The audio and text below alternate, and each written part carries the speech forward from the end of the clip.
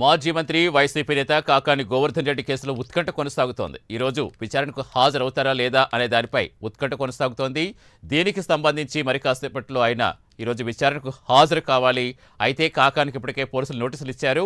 విచారణకు కాకాని వస్తారా రారా అనే ఉత్కంఠ కొనసాగుతోంది. ఇప్పటికే కాకానికి పోలీసులు 3 సార్లు నోటీసులు ఇవ్వగా 2 సార్లు స్పందించలేదు. అలాగే ఏపీ హైకోర్టులో కాకాని ముందస్తు బెయిల్ పిటిషన్పై షరతులు విధించారు.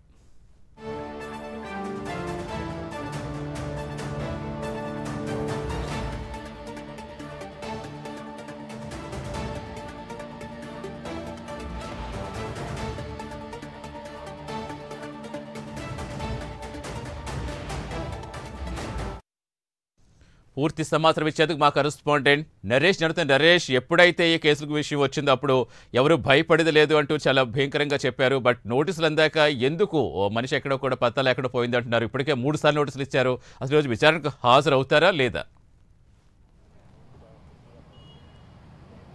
సతీష్, ప్రస్తుతం మనం నెల్లూరు రూరల్ డిఎస్పీ కార్యాలయం వద్దున్నాం. ఏదైతే 3వ నోటీసుకు కూడా కాకాని గోవర్ధన్ రెడ్డి స్పందించలేదనేది ప్రస్తుతం అటు ఒక ఉత్కంఠ పరిస్థితులు అయితే నెలకొన్నాయని చెప్పుకోవచ్చు. ఎందుకంటే 3 సార్లు నోటీసులు ఇచ్చి ఈరోజు 11 గంటలకు ఎగ్జాక్ట్లీగా కూడా కాకాని విచారణకు అయితే రావాల్సిన పరిస్థితి ఉంది. అయితే విచారణకు గైహాజరైనట్లుగా తెలుస్తూ ఉంది. ఎందుకంటే ఇప్పటివరకు కాకాని గోవర్ధన్ రెడ్డి హైదరాబాద్ నుంచి నెల్లూరుకు వచ్చినట్టు దాఖలు లేవు. ఎందుకంటే 3 రోజులకు మొత్తం ఏదైతే నిన్న డిఎస్పీకి సంబంధించినటువంటి కార్యాలయం పోలీసులు ఏదైతే పొదలకూరు పోలీసులు కూడా హైదరాబాద్లో తన నివాసంలో ఉన్నటువంటి వాళ్ళ రిలేటివ్స్కి ఎవరికైతే నోటీసులు జారీ చేశారో ఈ రోజు హాజరు కావాల్సిన విచారణ నిమిత్తం ఇక్కడికి రావాలి.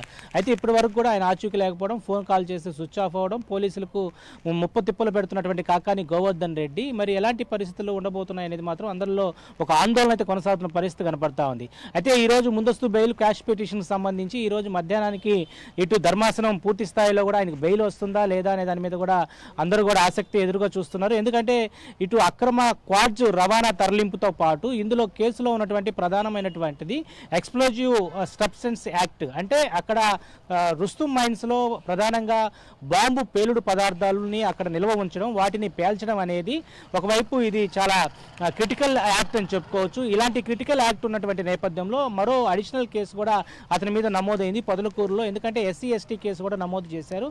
దాదాపు కూడా అక్రమ రవాణా క్వాడ్జ్ 250 కోట్ల వరకు జరిగిందని ఇప్పటికే Balaji Naik deputy director DD ఇచ్చినటువంటి మైనింగ్ డీడీ ఎవరైతే ఇచ్చారో దాని మీద కేసు నమోదు చేయగా అందులో ప్రధానంగా మరికొన్ని యాడ్స్ చేసుకుంటూ కేసులు యాడ్ చేసుకుంటూ పోయారు. సో ఇలాంటి యాక్ట్లు ఉండటం అంటే సబ్స్టెన్స్ యాక్ట్ అంటే ఇప్పుడు బాంబు పేలుడు పదార్థాలు, ఇలాంటి బాంబు పేలుడు పదార్థాలు రుస్తుం మైన్స్లో పేలడం జరిగింది. దానివల్ల చుట్టుపక్కల గ్రామస్తులంతా కూడా చాలా వరకు ఆందోళన చెందారు. వాళ్ళు ఇచ్చినటువంటి కేసు నిమిత్తం ఈ కేసు కట్టడం జరిగింది. అయితే దీనికి ముందస్తు బెయిల్ వచ్చేటువంటి అవకాశం లేదంటూ కూడా చాలామంది చెప్తున్నారు. ఏదేమైనా కూడా ఇటు కాకాని గోవర్ధన్ రెడ్డి విచారణకు రాకపోవడం పట్ల పోలీసులు తమ పని తాను చేసుకుంటూ పోతూ ఉంటారనేది మాత్రం ప్రస్తుతం అయితే తెలుస్తూ ఉంది. ఏదేమైనా మధ్యాహ్నం 4 గంటలకి ధర్మాసనం సంబంధించినటువంటి ముందస్తు బెయిల్ విషయం తీర్పు వచ్చిన తర్వాత ఆయనపై ఎలాంటి చర్యలు చేపడతారో అందరూ కూడా ఉత్కంఠ పరిస్థితులు అయితే కొనసాగుతున్నాయని చెప్పుకోవచ్చు. ఎందుకంటే ప్రధానంగా క్వాడ్జ్ వ్యవహారం, వైట్ క్వాడ్జ్ వ్యవహారం దాదాపు రాష్ట్రంలో ఇది ఒక సంచలనమైంది చెప్పుకోవచ్చు. ఎందుకంటే ఈ దేశంలో ఎక్కడ నాణ్యత లేనటువంటి వైట్ క్వాడ్జ్ ఒక నెల్లూరు సంబంధించినటువంటి పొదలకూరు, సైదాపురం, అదేవిధంగా వెంకటగిరి ప్రాంతంతో పాటు ఉదయగిరిలోనే దొరుకుతుంది.